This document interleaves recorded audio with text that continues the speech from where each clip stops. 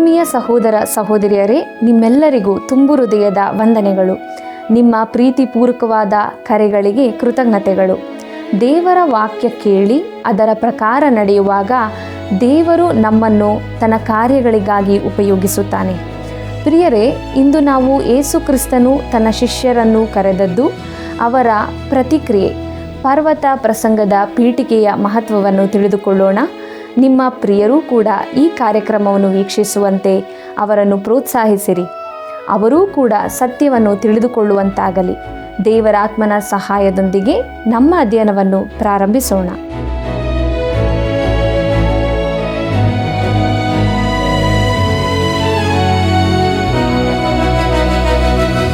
ದ್ವೇಷವು ಜಗಳಗಳನ್ನು ಎಬ್ಬಿಸುತ್ತದೆ, ಪ್ರೀತಿಯು ಪಾಪಗಳನ್ನೆಲ್ಲ ಮುಚ್ಚುತ್ತದೆ. ಜ್ಞಾನೋಕ್ತಿಗಳು 10ನೇ ಅಧ್ಯಾಯ 12ನೇ ವಚನ. ಆತ್ಮೀಯ ವೀಕ್ಷಕರೇ, ನಿಮ್ಮೆಲ್ಲರನ್ನು ದೈವಾನ್ವೇಷಣೆ ಸತ್ಯವೇದ ಅಧ್ಯಯನ ಕಾರ್ಯಕ್ರಮಕ್ಕೆ ಬಹು ಪ್ರೀತಿಯಿಂದ ಸ್ವಾಗತಿಸುತ್ತೇನೆ. ಪ್ರಿಯರೇ, ಇಂದು ಮತ್ತಾಯನು ಬರೆದ ಸುವಾರ್ತೆಯ 4ನೇ ಅಧ್ಯಾಯದ 18ನೇ ವಚನದಿಂದ ನಮ್ಮ ಅಧ್ಯಯನದಲ್ಲಿ ಮುಂದೆ ಸಾಗೋಣ. ಯೇಸು ತನ್ನ ಶಿಷ್ಯರನ್ನು ಕರೆದದ್ದು ಎಂಬ ವಿಚಾರವನ್ನು ನೋಡೋಣ. ಮತ್ತಾಯನು ಬರೆದ ಸುವಾರ್ತೆ 4ನೇ ಅಧ್ಯಾಯ 18 ಮತ್ತು 19ನೇ ವಚನಗಳನ್ನು ನನ್ನೊಂದಿಗೆ ಗಮನಿಸಿರಿ. ಹೀಗಿರುವಲ್ಲಿ ಯೇಸು ಗಲಿಲಾಯ ಸಮುದ್ರದ ಬಳಿಯಲ್ಲಿ ತಿರುಗಾಡುತ್ತಿರುವಾಗ ಅಣ್ಣ ತಮ್ಮಂದಿರಿಬ್ಬರು ಬಲೆ ಬೀಸುವುದನ್ನು ಕಂಡನು.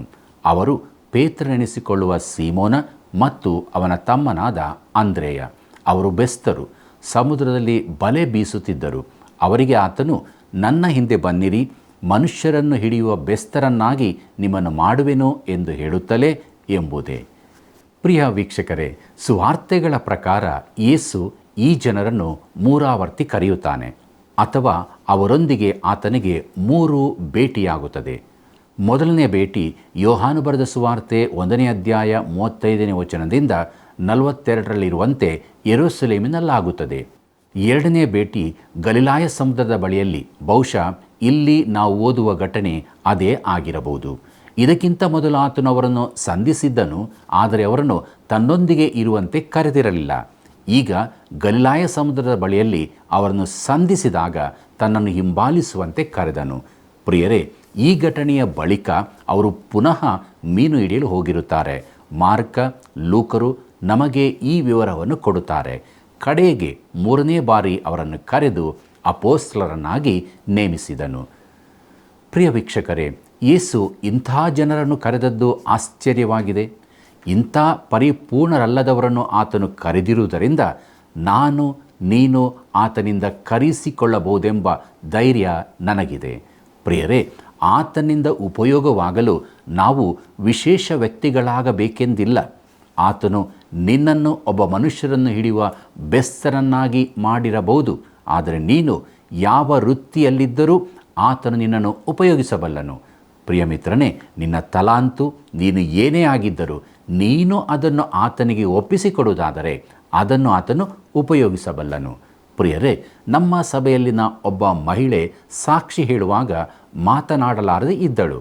ಆದರೆ ಆಕೆ ಅಡಿಗೆಯಲ್ಲಿ ನುರಿತವಳಾಗಿದ್ದಳು. ತನಗೆ ಸಾಕ್ಷಿ ನುಡಿಯಲಾಗಲಿಲ್ಲವಲ್ಲ ಎಂದು ಅವಳು ಯಾವಾಗಲೂ ಬೇಸರಿಸುತ್ತಿದ್ದಳು. ಆದರೆ ನಾನೊಮ್ಮೆ ಆಕೆಗೆ ಹೇಳಿದೆ, ನಿನಗೆ ಒಳ್ಳೆಯ ಅಡಿಗೆಯ ವರವಿದೆ, ದೇವರು ಅದನ್ನೇ ತನಗಾಗಿ ಉಪಯೋಗಿಸಬಲ್ಲನು ಎಂದು. ಪ್ರಿಯ ವೀಕ್ಷಕರೇ, ನಮಗಿರುವ ಸೇವೆಗಳು ಎಲ್ಲರಿಗೂ ಒಂದೇ ರೀತಿಯದ್ದಾಗಿರುವುದಿಲ್ಲ. ನಮಗೆ ಆತನು ಬೇರೆ ಬೇರೆ ವರಗಳನ್ನು ಕೊಟ್ಟಿರುವುದರಿಂದ ನಮ್ಮನ್ನು ಬೇರೆ ಬೇರೆ ರೀತಿಯಲ್ಲಿ ಉಪಯೋಗಿಸುತ್ತಾನೆ. ಕ್ರಿಸ್ತನ ದೇಹದಲ್ಲಿ ಅನೇಕ ಅಂಗಗಳಿದ್ದು ಎಲ್ಲಕ್ಕೂ ಬೇರೆ ಬೇರೆ ಕೆಲಸಗಳಿರುತ್ತವೆ. ಮುಂದಕ್ಕೆ ನೋಡೋಣ. ಮತ್ತಾಯನು ಬರೆದ ಸುವಾರ್ತೆ 4ನೇ ಅಧ್ಯಾಯ 20ನೇ ವಚನದಿಂದ 22ನೇ ವಚನದವರೆಗೆ. ಅವರು ತಮ್ಮ ಬಲೆಗಳನ್ನು ಬಿಟ್ಟು ಆತನ ಹಿಂದೆ ಹೋದರು. ಯೇಸು ಅಲ್ಲಿಂದ ಮುಂದೆ ಹೋಗಿ ಇನ್ನಿಬ್ಬರು ಅಣ್ಣ ತಮ್ಮಂದಿರನ್ನು, ಅಂದರೆ ಜೆಬೆದಾಯನ ಮಗನಾದ ಯಾಕೋಬನನ್ನು ಅವನ ತಮ್ಮನಾದ ಯೋಹಾನನನ್ನು ಕಂಡನು. ಇವರು ತಮ್ಮ ತಂದೆಯಾದ ಜೆಬೆದಾಯನ ಕೂಡ ದೋಣಿಯಲ್ಲಿ ತಮ್ಮ ಬಲೆಗಳನ್ನು ಸರಿ ಮಾಡುತ್ತಿದ್ದರು. ಆತನು ಇವರನ್ನೂ ಕರೆದನು. ಕೂಡಲೇ ಅವರು ದೋಣಿಯನ್ನು ತಮ್ಮ ತಂದೆಯನ್ನು ಬಿಟ್ಟು ಆತನನ್ನು ಹಿಂಬಾಲಿಸಿದರು ಎಂಬುದೇ. ಪ್ರಿಯರೇ, ಇವರೆಲ್ಲರೂ ಬಹಳ ವಿಚಿತ್ರ ಜನರು. ಅವರ ವಿಚಾರವಾಗಿ ನಾವು ಮುಂದಕ್ಕೆ ಬಹಳವಾಗಿ ನೋಡಲಿದ್ದೇವೆ. ಇತರ ಸುವಾರ್ತೆಗಳಲ್ಲಿಯೂ ಅವರ ಕುರಿತಾಗಿ ನಾವು ತುಂಬ ತಿಳಿಯಬಹುದು. ಯೇಸು ಈಗ ಇಸ್ರಾಯೇಲ್ ಪ್ರಾಂತ್ಯದ ಉತ್ತರದ ಕಡೆಗಿದ್ದನು. ಮುಂದಕ್ಕೆ ನೋಡಿರಿ, ಮತ್ತಾಯನ ಬರೆದ ಸುವಾರ್ತೆ 4ನೇ ಅಧ್ಯಾಯ 23ನೇ ವಚನವನ್ನು. ಬಳಿಕ ಯೇಸು ಗಲಿಲಾಯದಲ್ಲೆಲ್ಲ ತಿರುಗಾಡಿ ಅಲ್ಲಿಯವರ ಸಭಾಮಂದಿರಗಳಲ್ಲಿ ಉಪದೇಶ ಮಾಡುತ್ತಾ ಪರಲೋಕ ರಾಜ್ಯದ ಸುವಾರ್ತೆಯನ್ನು ಸಾರಿ ಹೇಳುತ್ತಾ ಜನರ ಎಲ್ಲ ಥರದ ರೋಗಗಳನ್ನು ಎಲ್ಲ ಥರದ ಬೇನೆಗಳನ್ನು ವಾಸಿ ಮಾಡುತ್ತಾ ಬಂದನು ಎಂಬುದೇ. ಪ್ರಿಯ ವೀಕ್ಷಕರೇ, ಯೇಸು ಅವರ ಸಭಾಮಂದಿರಗಳಲ್ಲಿ ಉಪದೇಶಿಸುತ್ತಿದ್ದನೆಂಬುದನ್ನು ಗಮನಿಸಿರಿ. ಅಲ್ಲದೆ ಪರಲೋಕ ರಾಜ್ಯದ ಸುವಾರ್ತೆಯನ್ನು ಸಾರಿ ಹೇಳುತ್ತಾ ಇದ್ದನು. ಅದು ಯಾವುದು? ಅದು ಸುವಾರ್ತೆಯಾಗಿತ್ತು. ದೇವರ ರಾಜ್ಯವು ಆ ರಾಜ್ಯದ ರಾಜನಲ್ಲಿ ಸಮೀಪಿಸಿದೆ ಎಂಬುದೇ ಆಗಿತ್ತು. ಪ್ರಿಯರೇ, ಜನರು ಆತನನ್ನು ಒಪ್ಪಿಕೊಂಡು ಅಂಗೀಕರಿಸಬೇಕಾಗಿತ್ತು. ಮಾತ್ರವಲ್ಲದೆ ಆತನು ಅವರ ದೈಹಿಕ ರೋಗಗಳನ್ನು ಗುಣಪಡಿಸುತ್ತಿದ್ದನು. ಆ ದಿನದಲ್ಲಿ ಯೇಸು ಸಾವಿರಾರು ಮಂದಿಯನ್ನು ಗುಣಪಡಿಸಿರಬಹುದು. ನಾವು ವಚನವನ್ನು ಗಮನಿಸುವುದಾದರೆ ಪ್ರಿಯರೇ, ಅಲ್ಲಿ ಸಾವಿರಾರು ಜನರು ಗುಣ ಹೊಂದಿದರೆಂದು ನೋಡುತ್ತೇವೆ. ಆದ್ದರಿಂದಲೇ ಯೇಸುವಿನ ವೈರಿಗಳು ಆತನಿಂದಾದ ಅದ್ಭುತಗಳ ಕುರಿತು ಪ್ರಶ್ನಿಸಲಿಲ್ಲ. ಅಂದ ಹಾಗೆ ನಾವು ವಾಸಿಸುವ ಸ್ಥಳದಲ್ಲಿ ಅನೇಕ ನಂಬಿಕೆ ವೈದ್ಯರು ಸಾವಿರಾರು ಜನರನ್ನು ಗುಣಪಡಿಸಿದ್ದಾರೆಂದು ಹೇಳಿಕೊಳ್ಳುತ್ತಾರೆ.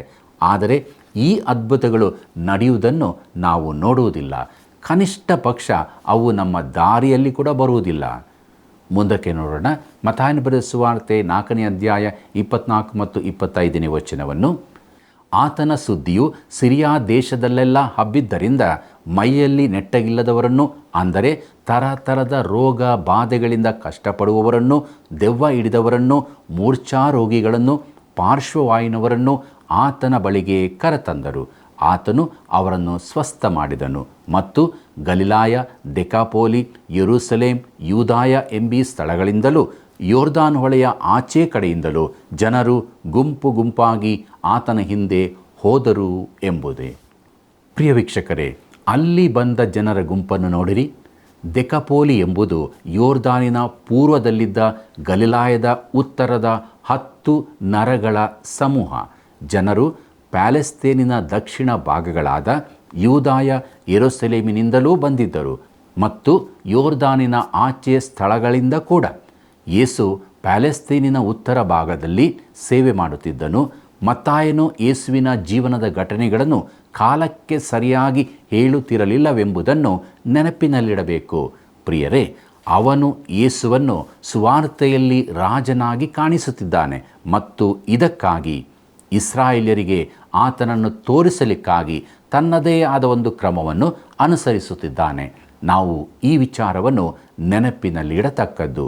ಪ್ರಿಯರೇ, ಮತ್ತಾಯನ ಸುವಾರ್ತೆಯಲ್ಲಿ ಈ ಚಲನೆಯನ್ನು ನಾವು ತಿಳಿದುಕೊಳ್ಳದಿದ್ದರೆ ಈ ಸುವಾರ್ತೆಯ ಉದ್ದೇಶವನ್ನೇ ತಿಳಿಯದೆ ಹೋಗುತ್ತೇವೆ. ಮುಂದುವರಿದು ಮತ್ತಾಯನು ಬರೆದ ಸುವಾರ್ತೆಯ ಅತೀ ಪ್ರಾಮುಖ್ಯ ಭಾಗವಾಗಿರುವ ಪರ್ವತದ ಮೇಲಿನ ಪ್ರಸಂಗ ಎಂಬ ವಿಷಯದಲ್ಲಿ ಕೆಲವು ಸಂಗತಿಗಳನ್ನು ನಾವು ಧ್ಯಾನ ಮಾಡೋಣ. ಪ್ರಿಯರೇ, ಈಗ ನಾವು ಮತ್ತಾಯನು ಬರೆದ ಸುವಾರ್ತೆಯ 5ನೇ ಅಧ್ಯಾಯದ ಕಡೆಗೆ ನಮ್ಮ ಗಮನವನ್ನು ಹರಿಸೋಣ. ಇದರ ಮುಖ್ಯ ಪ್ರಸ್ತಾಪ ಪರ್ವತ ಪ್ರಸಂಗದ ಆರಂಭ, ರಾಜ್ಯದ ಪ್ರಜೆಗಳಿಗೆ ತಮ್ಮೊಂದಿಗೆ ಹಾಗೂ ದೇಶದ ಕಾನೂನಿನೊಂದಿಗೆ ಇರುವ ಸಂಬಂಧಗಳ ಕುರಿತು. ಈಗ ನಾವು ಪರ್ವತ ಪ್ರಸಂಗಕ್ಕೆ ಪೀಠಿಕೆ ಎಂಬ ವಿಚಾರವನ್ನು ನೋಡೋಣ. ಮುಂದಕ್ಕೆ ಈ ಭಾಗವನ್ನು ಸಂಧಿಯಾಗಿ ನಾವು ನೋಡಲಿಕ್ಕಿರುವುದಾದರೂ ಈಗ ಅದನ್ನು ಪೂರ್ತಿಯಾಗಿ ಒಮ್ಮೆ ನೋಡೋಣ. ಪ್ರಿಯರೇ, ಯೇಸು 4 ಪ್ರಮುಖವಾದ ಪ್ರಸಂಗಗಳನ್ನು ಮಾಡಿದ್ದಾನೆ. ಮತ್ತಾಯನು ಅವುಗಳಲ್ಲಿ 3 ಬರೆದಿದ್ದಾನೆ. 1ನೇದು ಪರ್ವತ ಪ್ರಸಂಗ 5ರಿಂದ 7ನೇ ಅಧ್ಯಾಯದವರೆಗೆ.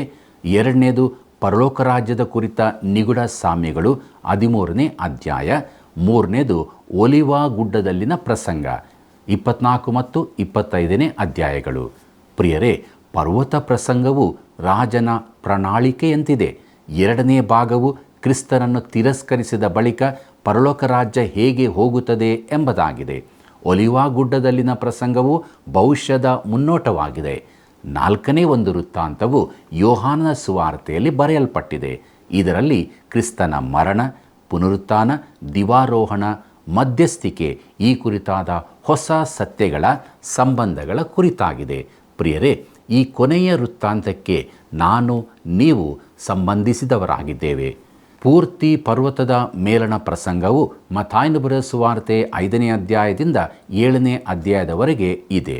ಅದರ ಕೆಲವು ಭಾಗಗಳು ಇತರ ಸುವಾರ್ತೆಗಳಲ್ಲಿ ಕಂಡುಬರುತ್ತದೆ. ನಮ್ಮ ಕರ್ತನು ಈ ಕುರಿತಾಗಿ ಒಮ್ಮೆ ಮಾತ್ರ ಮಾತನಾಡಿರಲಿಕ್ಕಿಲ್ಲ.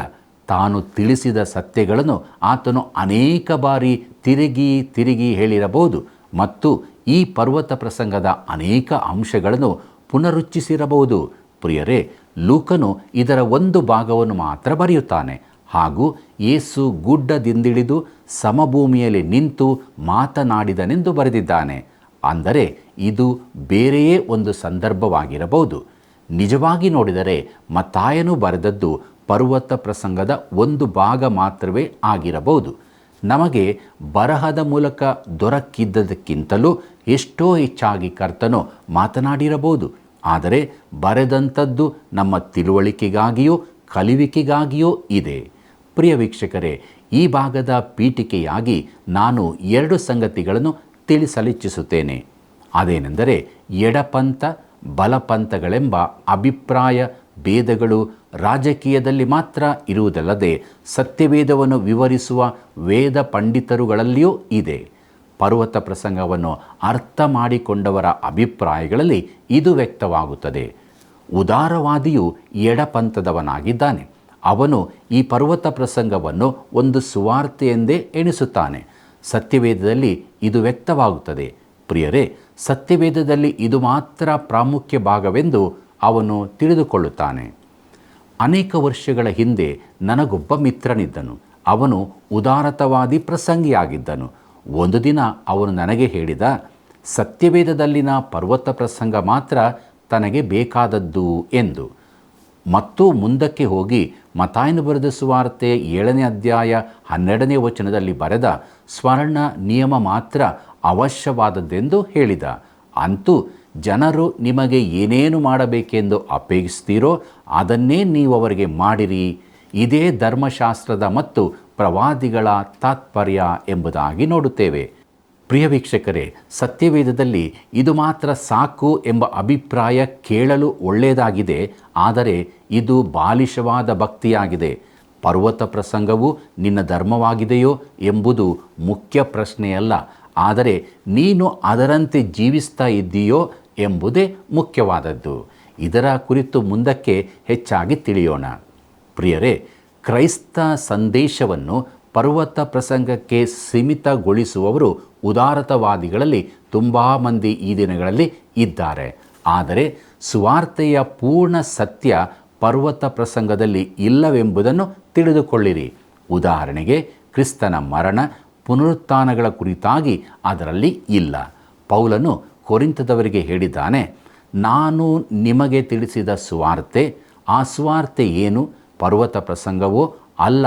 ಸುವಾರ್ತೆ ಎಂದರೆ ಏನೆಂದು ಪೌಲನು ಸ್ಪಷ್ಟಪಡಿಸುತ್ತಾನೆ. ಕೊರಿಂಥದವರಿಗೆ ಬರೆದ 1ನೇ ಪತ್ರಿಕೆ 15ನೇ ಅಧ್ಯಾಯ 3 ಮತ್ತು 4ನೇ ವಚನ ಹೀಗೆ ಹೇಳುತ್ತದೆ, ನಾನು ನಿಮಗೆ ತಿಳಿಸಿದ ಮೊದಲನೆಯ ಸಂಗತಿಗಳೊಳಗೆ ಒಂದು ಸಂಗತಿಯನ್ನು ನಿಮಗೆ ತಿಳಿಸಿಕೊಟ್ಟೆನು. ಅದು ನಾನೂ ಸಹ ಕಲಿತುಕೊಂಡದ್ದೇ.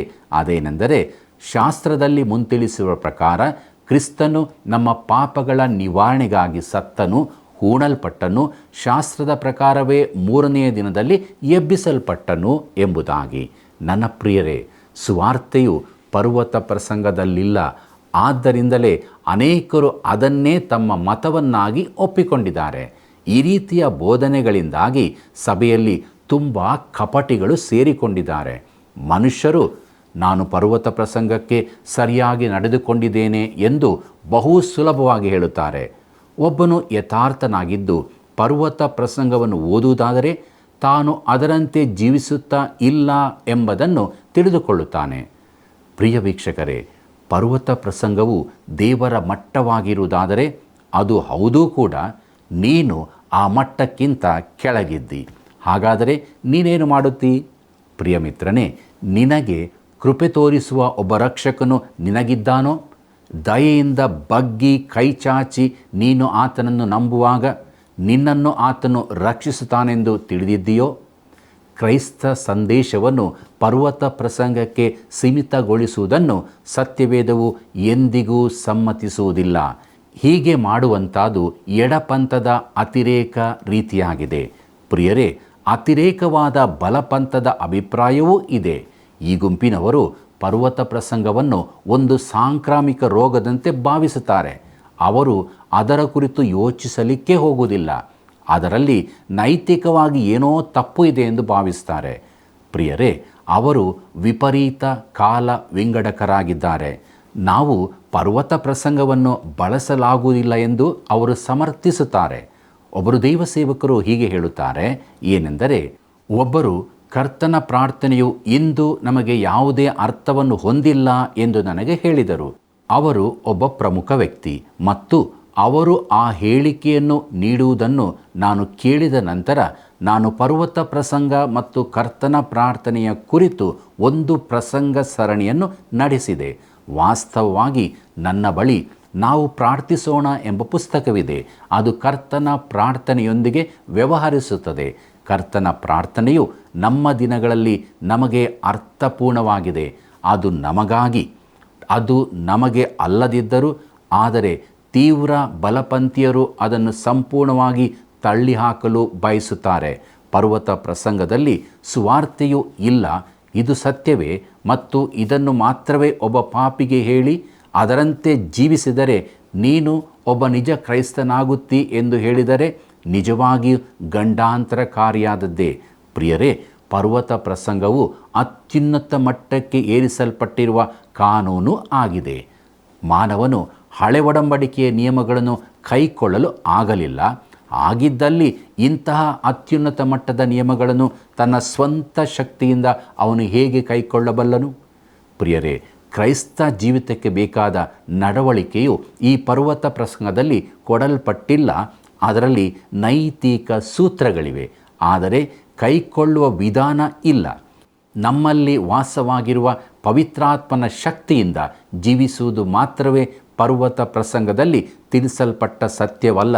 ಪ್ರಿಯರೇ, ರೋಮಾಪುರಕ್ಕೆ ಬರೆದ ಪತ್ರಿಕೆ 8ನೇ ಅಧ್ಯಾಯ 3 ಮತ್ತು 4ನೇ ವಚನದಲ್ಲಿ ಪೌಲನು ಹೇಳುತ್ತಾನೆ, ಧರ್ಮಶಾಸ್ತ್ರವು ನಮ್ಮ ಶರೀರಾಧೀನ ಸ್ವಭಾವದ ನಿಮಿತ್ತ ನಿರ್ಬಲವಾಗಿ ಯಾವ ಕೆಲಸವನ್ನು ಮಾಡಲಾರದೆ ಇತ್ತೋ ಅದನ್ನು ದೇವರೇ ಮಾಡಿದನು. ಏನೆಂದರೆ, ಆತನು ಪಾಪ ನಿವಾರಣೆಗಾಗಿ ತನ್ನ ಮಗನನ್ನು ಪಾಪಾಧೀನವಾದ ನರಭಾವದ ರೂಪದಲ್ಲಿ ಕಳುಹಿಸಿಕೊಟ್ಟು ನರಭಾವದಲ್ಲಿಯೇ ಪಾಪಕ್ಕೆ ಮರಣದಂಡನೆಯನ್ನು ವಿಧಿಸಿದನು. ಹೀಗಿರಲು ಶರೀರ ಭಾವಕ್ಕೆ ಅನುಸಾರವಾಗಿ ನಡೆಯದೆ ಪವಿತ್ರಾತ್ಮನನುಸಾರವಾಗಿ ನಡೆಯುವವರಾದ ನಮ್ಮಲ್ಲಿ ಧರ್ಮಶಾಸ್ತ್ರದ ನಿಯಮವು ನೆರವೇರುವುದಕ್ಕೆ ಮಾರ್ಗವಾಯಿತು ಎಂಬುದೇ. ಪ್ರಿಯ ವೀಕ್ಷಕರೇ, ಈ ರೀತಿಯ ಬೋಧನೆ ಪರ್ವತ ಪ್ರಸಂಗದಲ್ಲಿಲ್ಲ. ಪವಿತ್ರಾತ್ಮನ ಕಾರ್ಯ ಕುರಿತಾಗಿ ಅದರಲ್ಲಿ ಏನೂ ಹೇಳಿಲ್ಲ. ಆದರೆ ಕ್ರೈಸ್ತ ಜೀವಿತಕ್ಕೆ ವಿರೋಧವಲ್ಲದ ಅತ್ಯುನ್ನತವಾದ ನೈತಿಕ ಮಟ್ಟದ ಜೀವಿತವನ್ನು ತಿಳಿಸುತ್ತದೆ. ಅದು ಕ್ರಿಸ್ತನ ಮನಸ್ಸನ್ನು ತಿಳಿಸುತ್ತದೆ. ಈ ಮನಸ್ಸು ಕ್ರೈಸ್ತನಲ್ಲಿಯೂ ಇರಬೇಕಾಗಿದೆ. ಇಲ್ಲಿ ಹೇಳಲ್ಪಟ್ಟ ವಿಶೇಷ ನಿಯಮಗಳು ಕ್ರೈಸ್ತನಿಗೆ ಪ್ರಯೋಜನಕರವಾದದ್ದಾಗಿವೆ. ಆದರೆ ಅವನು ತನ್ನ ಸ್ವಂತ ಶಕ್ತಿಯಿಂದ ಅವುಗಳನ್ನು ಪಾಲಿಸಲಾರನು. ಆ ಶಕ್ತಿಯನ್ನು ಆತನು ಬೇರೆ ಮೂಲದಿಂದ ಪಡೆದುಕೊಳ್ಳಬೇಕಾಗಿದೆ. ಪರ್ವತ ಪ್ರಸಂಗದಲ್ಲಿ ಬಹು ಪ್ರಕಾಶಮಾನವಾಗಿ ಉರಿಯತಕ್ಕ ಬಲ್ಬು ಇದೆ, ಆದರೆ ಅದು ಉರಿಯುವಂತೆ ಮಾಡುವ ಶಕ್ತಿ ಅದರಲ್ಲಿಲ್ಲ. ಆದರೆ ನಮಗೆ ಮುಖ್ಯವಾದದ್ದು ಬೆಳಕೇ ಹೊರತು ಬಲ್ಬು ಮಾತ್ರವಲ್ಲ. ರಾಜ್ಯದ ನಿಯಮಗಳನ್ನು ಜನರ ಮುಂದಿರಿಸುವುದೇ ಪರ್ವತ ಪ್ರಸಂಗದ ಮೂಲ ಉದ್ದೇಶವಾಗಿದೆ. ಪ್ರಿಯ ವೀಕ್ಷಕರೇ, ಮತ್ತಾಯನ ಸುವಾರ್ತೆಯಲ್ಲಿ ತನ್ನನ್ನು ತಾನು ಪ್ರಕಟಿಸಿಕೊಂಡ ರಾಜನ ಕುರಿತಾಗಿ ನೋಡುತ್ತೇವೆ. ಸ್ಥಾನಿಕನಾದ ಯೋಹಾನನು ಅವನ ಮುಂದೂತನಾಗಿದ್ದನು. ರಾಜನು ತನ್ನನ್ನು ಹಿಂಬಾಲಿಸುವಂತೆ ಶಿಷ್ಯರನ್ನು ಕರೆದನು. ಈಗ ತನ್ನ ರಾಜ್ಯದ ಕಾನೂನನ್ನು ತಿಳಿಯಪಡಿಸುತ್ತಾನೆ. ಇದು ಅರಸನ ಪ್ರಣಾಳಿಕೆಯು ಸಮಾಧಾನ ರಾಜನ ಕಾರ್ಯಕ್ಷೇತ್ರವೂ ಆಗಿರುತ್ತದೆ ಮತ್ತು ಅದು ಕಾನೂನಾಗಿದೆ. 1000 ವರ್ಷದ ಆಳ್ವಿಕೆಯ ಕಾಲದಲ್ಲಿ ಇದು ಈ ಲೋಕದ ಕಾನೂನಾಗಿರುತ್ತದೆ. ಆಗ ಅದು ಸಂಪೂರ್ಣವಾಗಿ ಜಾರಿಗೆ ಬರುತ್ತದೆ. ಪ್ರಿಯರೇ, ಕ್ರಿಸ್ತನು ಭೂಮಿಯ ಮೇಲೆ ದೊರೆತನ ನಡೆಸುತ್ತಾನೆ ಹಾಗೂ ಈ ಕಾನೂನಿನ ಪ್ರತಿಯೊಂದು ಭಾಗವನ್ನು ಜಾರಿಗೆ ತರುತ್ತಾನೆ. ದೊರೆತನದ ಅಧಿಕಾರವುಳ್ಳವನು ಬಂದಾಗ ಪರ್ವತ ಪ್ರಸಂಗವು ಪೂರ್ತಿ ನಡೆಸಲ್ಪಡುತ್ತದೆ. ಆತನನ್ನು ಒಡೆಯನನ್ನಾಗಿ ಒಪ್ಪಿಕೊಳ್ಳುವ ಯಾವನೇ ಆದರೂ ಈ ನಿಯಮಗಳಿಗೆ ವಿರೋಧವನ್ನಾಗಲಿ ತಿರಸ್ಕಾರವನ್ನಾಗಲಿ ತೋರಿಸಲಾರನೆಂದು ನಾನು ನಂಬುತ್ತೇನೆ. ಪ್ರಿಯ ವೀಕ್ಷಕರೇ, ಯೇಸು ಕ್ರಿಸ್ತನನ್ನು ಒಡೆಯನೆಂದು ಕರೆಯುವ ಪ್ರತಿಯೊಬ್ಬ ಕ್ರೈಸ್ತನು ಆತನು ಹೇಳಿದಂತೆ ನಡೆಯಲು ಯತ್ನಿಸುತ್ತಾನೆ.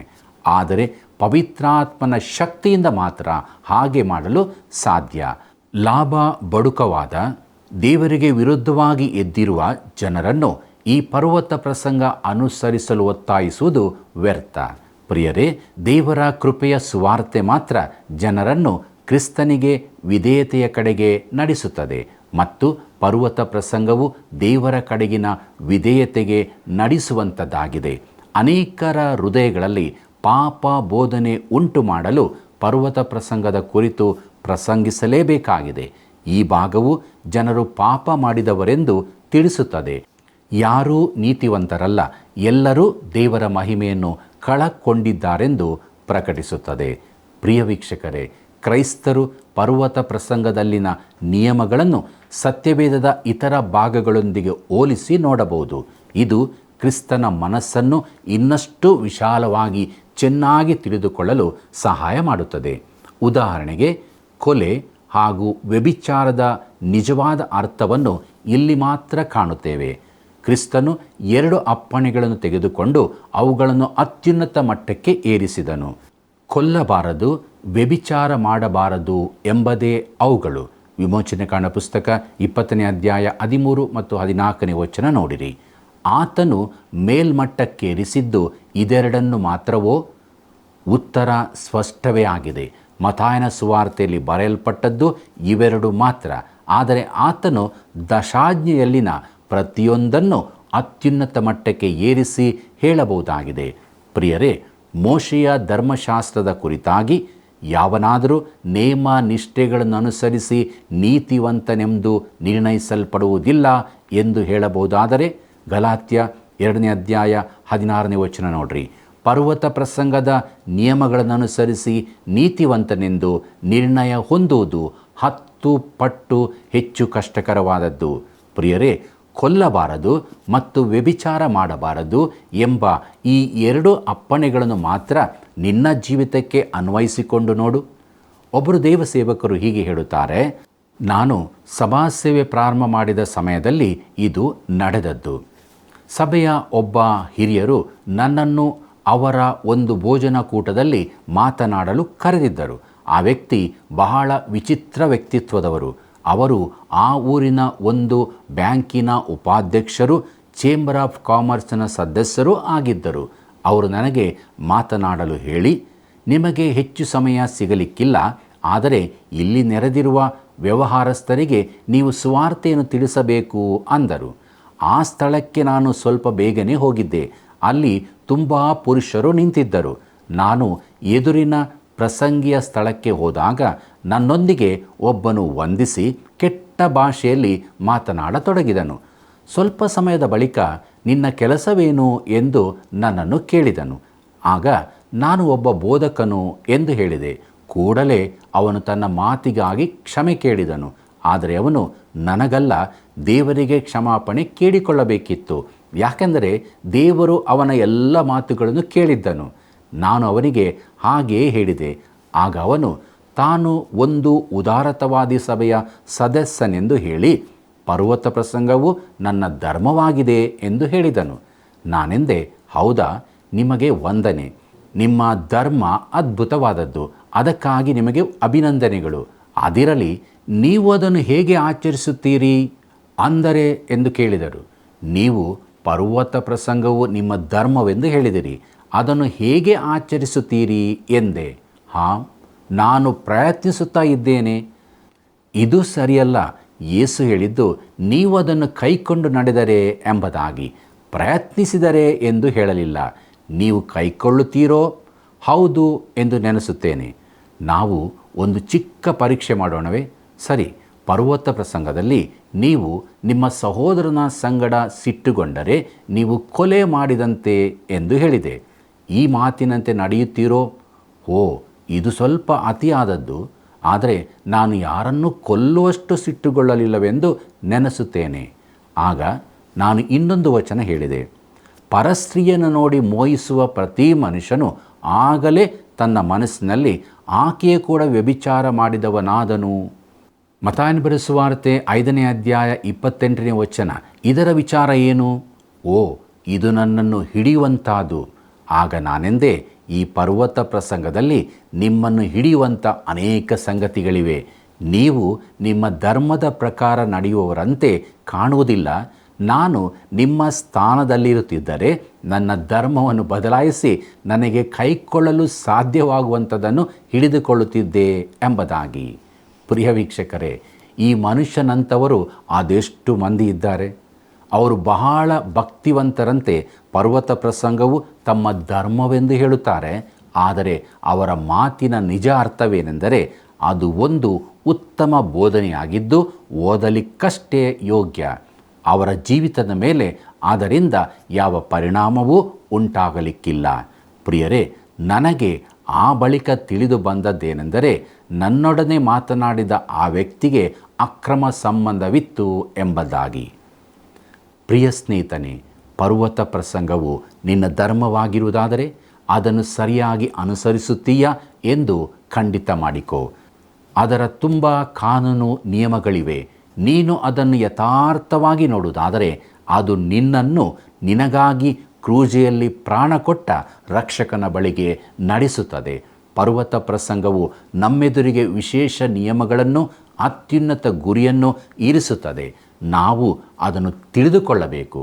ನಾವು ಯಾವ ಮಟ್ಟದ ಕೊರತೆಯಲ್ಲಿದ್ದೇವೆಂಬುದನ್ನು ಅದು ತಿಳಿಸುತ್ತದೆ.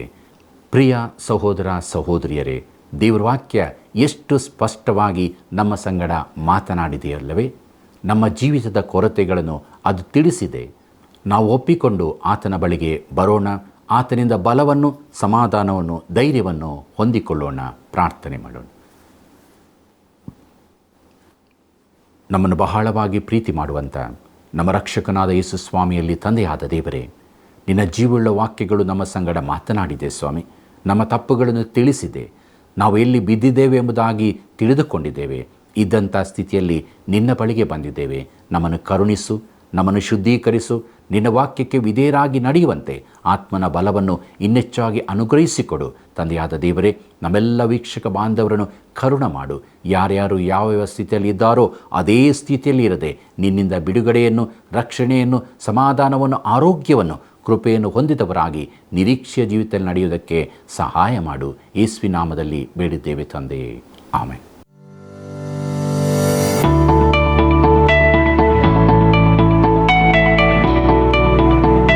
ಇಂದಿನ ಅಧ್ಯಯನಕ್ಕೆ ಒಂದು ಪ್ರಶ್ನೆ. ಸುವಾರ್ತೆಗಳ ಪ್ರಕಾರ ಯೇಸು ತನ್ನ ಶಿಷ್ಯರನ್ನು ಎಷ್ಟು ಬಾರಿ ಕರೆದನು ಅಥವಾ ಅವರೊಂದಿಗೆ ಎಷ್ಟು ಬಾರಿ ಭೇಟಿಯಾದನು? ಸುವಾರ್ತೆಗಳ ಪ್ರಕಾರ ಯೇಸು ತನ್ನ ಶಿಷ್ಯರನ್ನು ಎಷ್ಟು ಬಾರಿ ಕರೆದನು ಅಥವಾ ಅವರೊಂದಿಗೆ ಎಷ್ಟು ಬಾರಿ ಭೇಟಿಯಾದನು? ಉತ್ತರ 5 ಬಾರಿ, 1 ಬಾರಿ, 3 ಬಾರಿ. ಸರಿಯಾದ ಉತ್ತರವನ್ನು ಆಯ್ಕೆ ಮಾಡಿ ಈಗ ಹೇಳುವ ವಾಟ್ಸಪ್ ಸಂಖ್ಯೆಗೆ ಕಳುಹಿಸಿರಿ. 7618737772. ಪ್ರಿಯರೇ, ಸುವಾರ್ತೆಗಳ ಪ್ರಕಾರ ಯೇಸು ತನ್ನ ಶಿಷ್ಯರನ್ನು 3 ಬಾರಿ ಬೇರೆ ಬೇರೆ ಸಂದರ್ಭಗಳಲ್ಲಿ ಕರೆಯುತ್ತಾನೆ ಎಂಬುದಾಗಿ ನಾವು ತಿಳುಕೊಂಡೆವು. ಕಡೆಯ ಕರೆಯಲ್ಲಿ ಅವರನ್ನು ಅಪೊಸ್ತಲರನ್ನಾಗಿ ನೇಮಿಸಿದನು. ಪರ್ವತ ಪ್ರಸಂಗವು ಅತ್ಯುನ್ನತ ಮಟ್ಟಕ್ಕೆ ಏರಿಸಲ್ಪಟ್ಟಿರುವ ಕಾನೂನು. ಆದುದರಿಂದ ನಮ್ಮ ಕರೆಗೆ ಓಗೊಟ್ಟು ಕ್ರಿಸ್ತನ ಬೆಳಕುಗಳಾಗಿ ಉರಿಯುತ್ತಾ ಆತನನ್ನೇ ಮಹಿಮೆಪಡಿಸೋಣ. ಪ್ರಿಯರೇ, ಇಂದಿನ ಅಧ್ಯಯನವು ಅದ್ಭುತವಾಗಿತ್ತಲ್ಲವೇ? ನಿಮ್ಮ ಪ್ರಾರ್ಥನಾ ಮನವಿಗಳನ್ನು, ನಿಮ್ಮ ಅನಿಸಿಕೆಗಳನ್ನು, ನೀವು ತಿಳುಕೊಂಡಂಥ ಸತ್ಯವನ್ನು ನಮಗೆ ತಿಳಿಯಪಡಿಸಿರಿ. ಮತ್ತೆ ಸಂಧಿಸೋಣ. ವಂದನೆಗಳು. ಈ ಕಾರ್ಯಕ್ರಮ ನಿಮಗೆ ಇಷ್ಟವಾಯಿತೆ? ಈಗಲೇ ಒಂದು ಮಿಸ್ಡ್ ಕಾಲ್ ಕೊಡಿರಿ. ಮುಂದಿನ ವಿಜೇತರು ನೀವಾಗಿರಬಹುದು.